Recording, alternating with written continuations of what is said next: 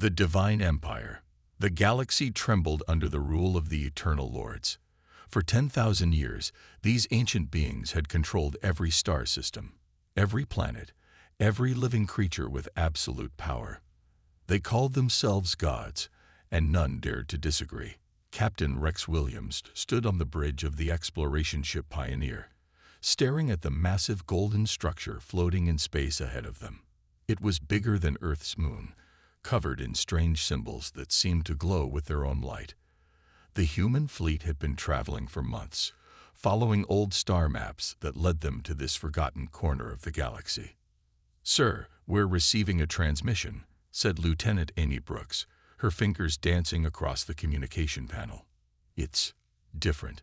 The signal is coming directly into our minds." Rex felt it too, a voice that seemed to speak from inside his skull, cold and commanding. "Lesser beings, you have entered the sacred realm of Lord Vex the Eternal. Kneel before his divine presence and await judgment." The other ships in the human fleet, 12 vessels carrying the best and brightest of Earth's explorers, all received the same message. On every bridge, captains and crews felt the strange mental pressure, as if something was trying to force them to their knees. But humans were stubborn creatures. "Tell Lord Vex that Captain Rex Williams of Earth requests a meeting," Rex said calmly. "We come in peace, seeking knowledge and friendship." The response came like a thunderclap in their minds. "Silence. You dare speak the name of a god with your filthy mouth. You will bow, or you will burn." Around the golden structure, smaller ships began to appear, sleek vessels that moved without engines, powered by forces the humans didn't understand. Energy beams lanced out, striking the Pioneer's shields. Alarms blared as the ship shook under the assault. "Shields holding at 60%, reported Engineer Tom Baker. "These weapons are unlike anything we've seen before." Rex watched as the alien ships moved with impossible grace, their attacks perfectly coordinated. These beings had clearly been fighting for thousands of years, perfecting their methods of war. They expected the humans to surrender immediately, to fall to their knees and beg for mercy like every other species had done. They were about to learn something new about humanity. "All ships, this is Captain Williams," Rex spoke into his communicator. "We're not here to fight, but we won't be anyone's slaves either. Defensive positions only. Let's see what these gods are really made of." The battle that followed would echo through history. The human ships, built for exploration rather than war, should have been destroyed in minutes. But humanity had one advantage the Eternal Lords had never encountered before. They refused to give up. When the Explorer lost its main engines, Captain Lisa Stone used gravity to slingshot around a nearby asteroid, ramming her damaged ship into an enemy vessel. When the Voyager ran out of ammunition, Captain Mike Johnson turned his ship into a weapon, using emergency thrusters to stay in the fight. But it was what happened next that truly shocked Lord Vex. As his forces pressed their attack, expecting the humans to finally surrender, the aliens who served him began to act strangely. On a dozen worlds, slave species watched the battle through captured transmissions. They saw beings who looked weak and primitive standing up to their divine masters. And for the first time in 10,000 years, some of them began to hope. On the bridge of the Pioneer, Rex felt another mental transmission. But this one was different. It came from the planet below the golden structure, weak and frightened. "Please," the voice whispered, "if you can hear this, my people have been slaves for 300 generations. We were told the gods were all-powerful, that resistance was impossible. But you're fighting them. You're actually fighting them, and not dying immediately." Rex looked at his crew, seeing his own determination reflected in their faces. They were thousands of light years from home, outnumbered and outgunned. But they had something the Eternal Lords couldn't understand. They had never learned to kneel. "This is Captain Williams." He broadcast on all frequencies, his voice carrying across the star system. "To all beings who can hear this message, your gods bleed. They can be hurt, they can be fought, and they can be beaten. We are humans from Earth, and we bow to no one." As the words echoed through space, something began to change in the galaxy. The first crack had appeared in the Divine Empire's foundation, and it would only grow wider from here. The Age of Gods was ending. The Age of Humanity had begun. The Awakening. Word spread faster than light itself through the underground networks of 1,000 enslaved worlds. The impossible had happened. Someone had fought the Eternal Lords and lived. Grainy recordings of the battle circulated in hidden data packets, passed from slave to slave in whispered conversations. Lord Vex stood in his golden throne room, his 12-foot frame radiating fury. His skin, once smooth and perfect, now bore a thin scar across his cheek where debris from the human attack had struck him. For the first time in millennia, a god had been wounded. "Bring me their leader," he commanded his servants, beings from a dozen different species who had served the Eternal Lords for generations. "This, human, will learn what happens to those who defy the divine order." But Captain Rex Williams was no longer just one man. In the 3 days since the first battle, something extraordinary had happened. Ships had begun arriving from across the galaxy. Not human ships, but vessels crewed by aliens who had lived their entire lives as slaves. The first to arrive was a battered cargo ship piloted by a being called Cade, whose people had mined precious metals for the Eternal Lords for 800 years. His skin was gray and weathered, his hands scarred from a lifetime of labor, but his eyes burned with something that had been missing for too long: defiance. "We saw the transmission," Cade told Rex as they met in the Pioneer's cargo bay. "My whole world saw it. The young ones, they started asking questions we've been afraid to ask. If the gods can bleed, if they can be hurt, maybe they're not gods at all." More ships arrived every hour. A medical vessel crewed by the healing race, who had been forced to tend only to their master's needs while their own people suffered from diseases. A transport ship full of the builder folk, whose architectural marvels had been claimed by the Eternal Lords as divine creations. Even a warship, stolen by its former slave crew when they realized their masters were not immortal. Rex found himself leading not just 12 human vessels, but a growing fleet of rebels from across the galaxy. They called him Admiral now, though he had never asked for the title. More importantly, they called him the Godbreaker. On the planet below, a young alien named Lynn worked in the crystal mines that powered Lord Vex's city. She had spent her entire 18 years of life in the tunnels, never seeing the sun, told that she was born to serve and would die serving. But now she carried a small device in her pocket, a communicator stolen from a guard, receiving signals from the fleet above. "The humans say we have value beyond our labor," she whispered to her work partner, an older alien named Joe who had given up hope decades ago.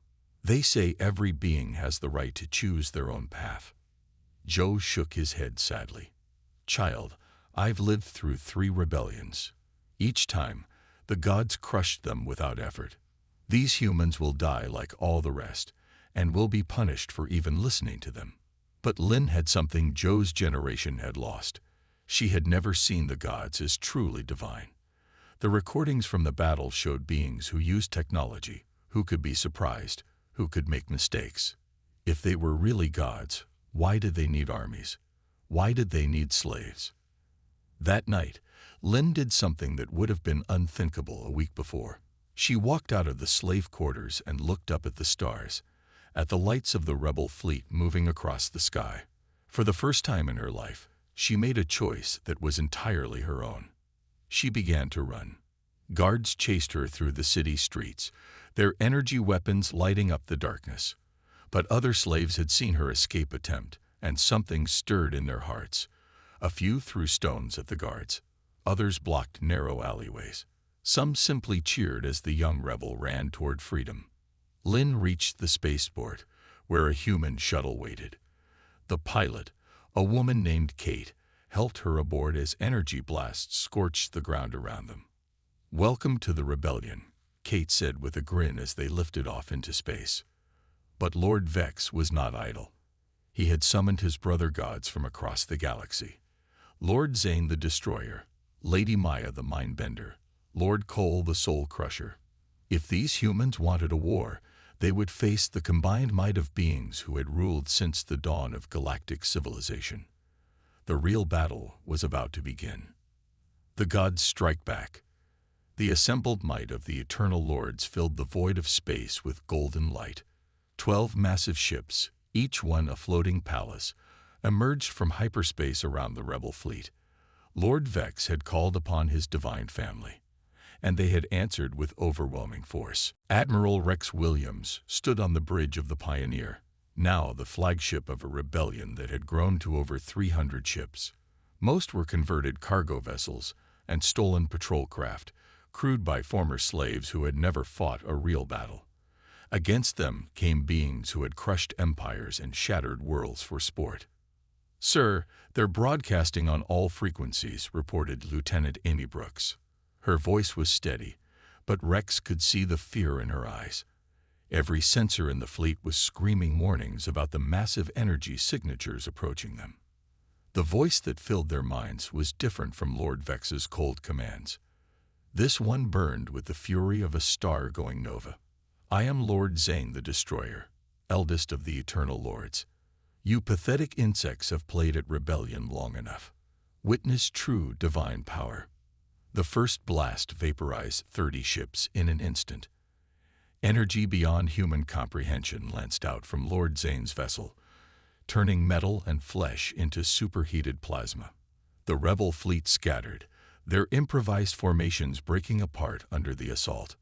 But Rex had learned something important about leading desperate people. Sometimes the most dangerous plan was the only one that worked. "All ships.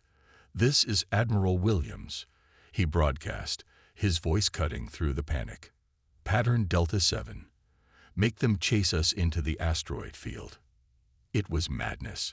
The asteroid field near the system's edge was a graveyard of broken moons and shattered planetoids, filled with radiation storms and unstable gravity wells. Any sane commander would avoid it completely. The Eternal Lords followed them in, confident in their superior technology and divine power. They had fought in stranger places than this, crushed rebellions in the hearts of dying stars and the frozen depths of space. A few floating rocks would not save these insects. But humans had grown up on a world where survival meant adapting to any environment, and the former slaves knew these systems better than their masters realized. They had been the ones mining these asteroids for centuries, mapping every tunnel and hidden passage. The battle that followed was unlike anything the galaxy had seen. Ships weaved between massive chunks of rock, using gravity and momentum in ways that defied conventional tactics. When the Defiance lost its engines, Captain Bob Garcia used the ship's mast to redirect an asteroid into Lord Cole's path. When the Freedom ran out of ammunition, pilot Sarah Kim turned her ship into a guided missile, her last transmission a rebel battle cry that echoed across the fleet. But it was Lynn, the young slave who had escaped Lord Vex's planet, who provided the key to victory.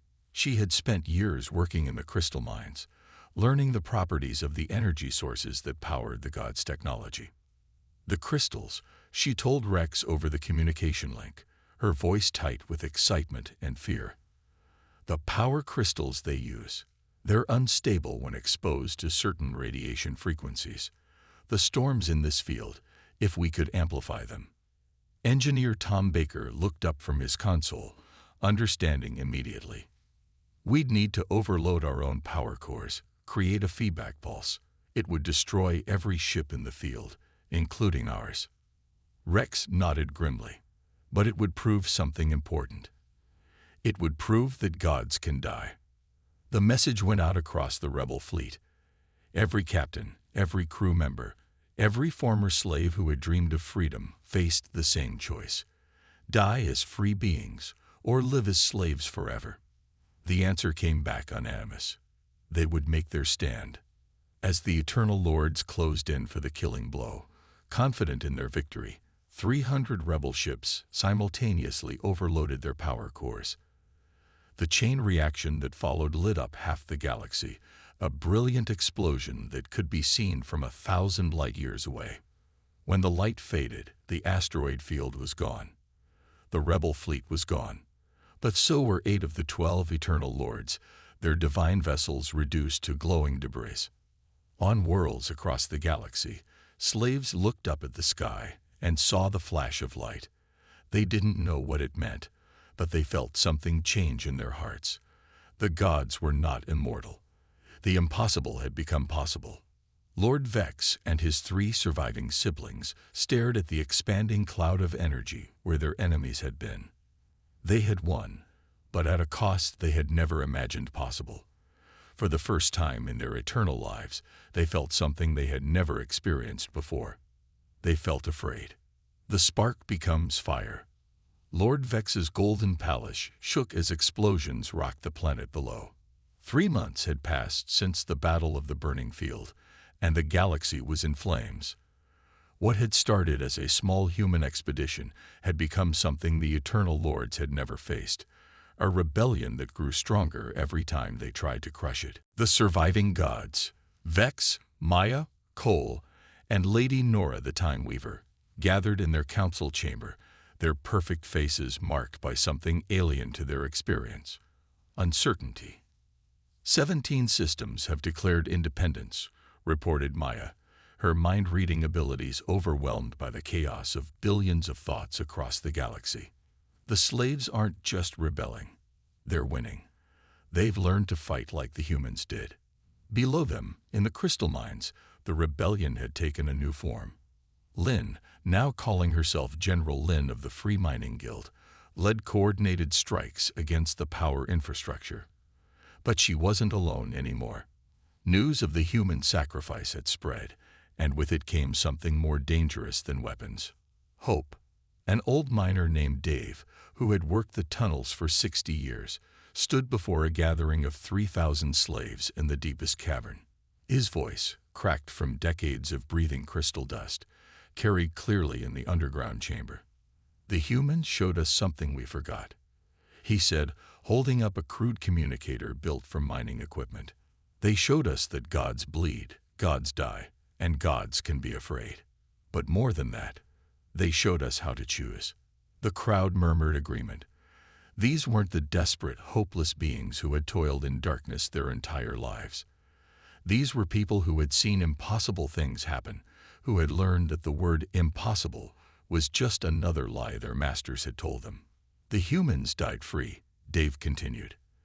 "They chose their death rather than accept slavery. But we don't have to die. We just have to choose to live free." That night, the great uprising began, not just on Lord Vex's world, but across 100 systems simultaneously. Slave workers shut down the massive machines that powered the god cities. Transport crews redirected supply convoys to feed rebels instead of masters. Even the household servants, the most trusted slaves, began to act. On the moon of Sanctuary, a kitchen worker named Paul put something extra in Lord Cole's evening meal. Not poison, for that would have been quickly detected, but a mild sedative made from local plants. As the god dozed in his throne room, Paul opened the palace gates for the first time in 1,000 years. The sight that greeted the rebels was stunning. Lord Cole's treasure vaults contained not just gold and jewels, but artifacts from every civilization the Eternal Lords had conquered: art, literature, technology, and historical records that proved the gods had once been mortal beings themselves, who had simply lived long enough and gathered enough power to make others worship them. Dr. Emma Taylor, a human xenoarchaeologist whose ship had been captured months earlier, examined the ancient texts with growing excitement.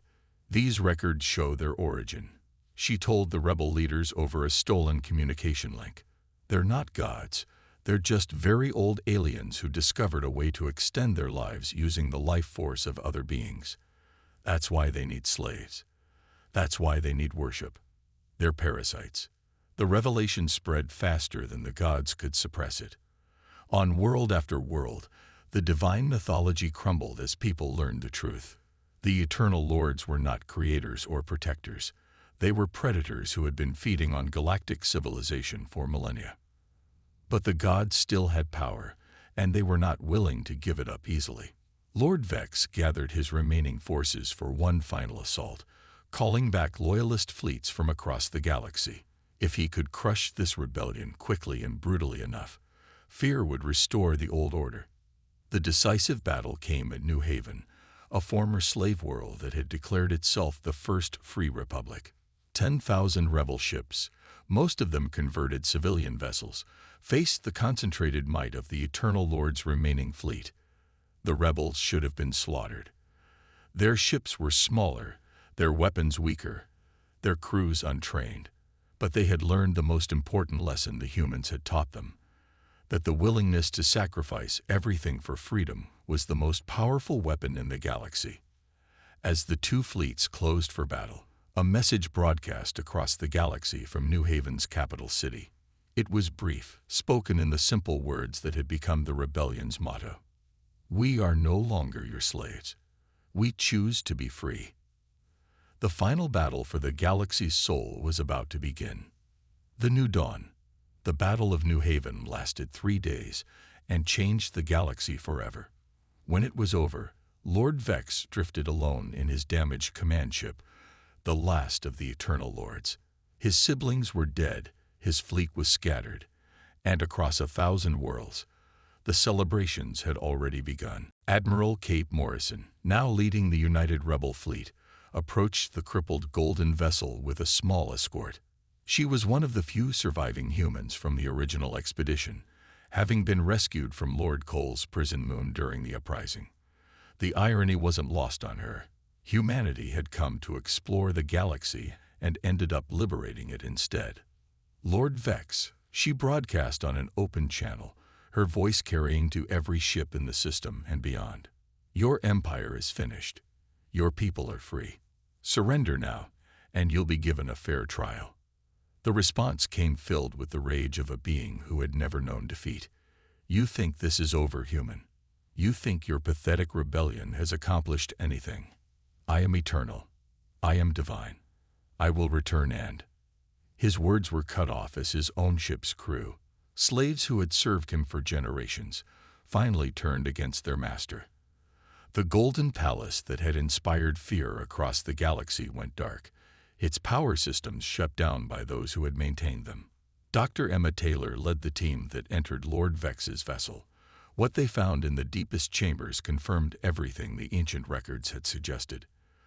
Vast machines that drained life energy from countless beings, keeping the Eternal Lords young and powerful. Technologies stolen from hundreds of conquered civilizations. And in the central chamber, Lord Vex himself, not the towering divine figure he presented to the galaxy, but a withered ancient creature sustained only by the suffering of others. "How?" he whispered as they placed him in restraints. "How did you do it? I ruled for 10,000 years. I was worshipped as a god." Emma looked down at the fallen tyrant with more pity than anger. "You made one mistake," she said simply. "You assumed that everyone would eventually give up hope. But humans don't know how to do that. And once we showed others that resistance was possible, that hope was justified. Your power was broken."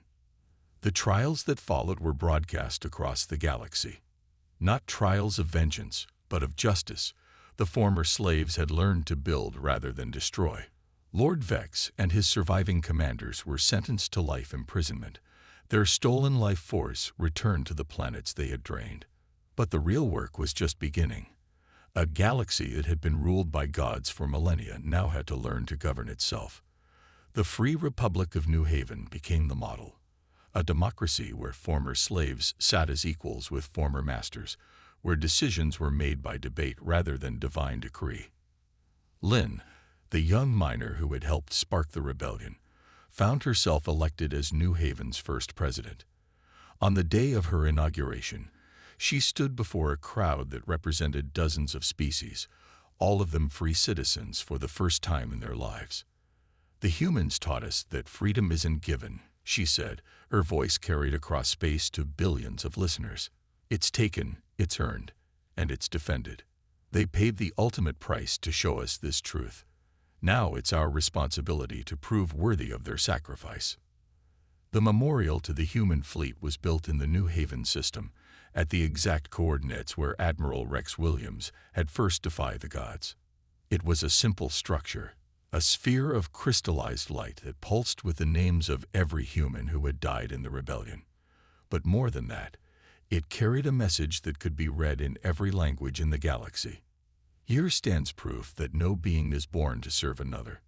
Here stands proof that tyranny, no matter how ancient or powerful, must eventually fall before the desire to be free. Here stands proof that sometimes the smallest spark can light a fire that burns across the stars. Years passed. The galactic government grew and evolved, facing challenges and making mistakes as all democracies do. Trade routes reopened between worlds that had been isolated for centuries. Art and science flourished as beings were free to explore and create. Children grew up not knowing what it meant to bow to gods.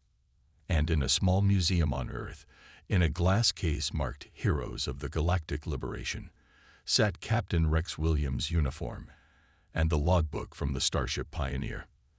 The final entry, written just before the Battle of the Burning Field, contained just a few simple words. "We came to explore. We found something worth dying for. The galaxy will be free." Humanity had kept its promise. The age of gods was over. The age of freedom had begun.